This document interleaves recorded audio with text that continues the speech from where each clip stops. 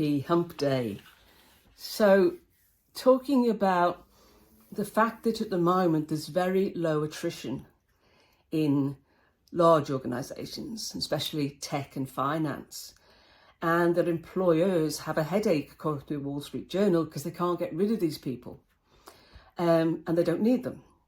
So I pose the question is, why have they got so many people they don't need? And yesterday I talked about the hoarding of employees during the pandemic so that your competitors couldn't have them. They didn't need them. And I gave you some staggering figures, like a 500,000 increase in employees at Amazon. And there's got to be fallout. And now we're seeing it. So according to layoffs.fyi, 1,112 tech companies have laid off nearly 250,000 employees in 2023. And that's of this month. And that's 50% higher than last year. And big tech has made some massive reductions. We look at Google, Amazon, Microsoft, all those ones that recruited crazily during the pandemic. In January this year, Google said it was cutting 12,000 jobs and affected about 6% of the workforce. Meta CEO Mark Zuckerberg declared 2023 the year of efficiency and proceeded with a plan of an additional 10,000 job cuts in March. It already cut 11,000 workers in the preceding November. In March, Amazon CEO Andy Jassy announced the plan to eliminate 9,000 jobs, adding to the 18,000 it already announced in January.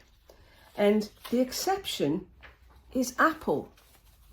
Why? Because Apple didn't recruit crazily during the pandemic. So it proves that these companies that went crazy getting people now are the ones with the major layoffs. It's like, my question is, where's the humanity? And the other thing that that indicates the hiring was not really considered, but it was imitation of what others were doing, copycats, was that the workers that are now being laid off are speaking out.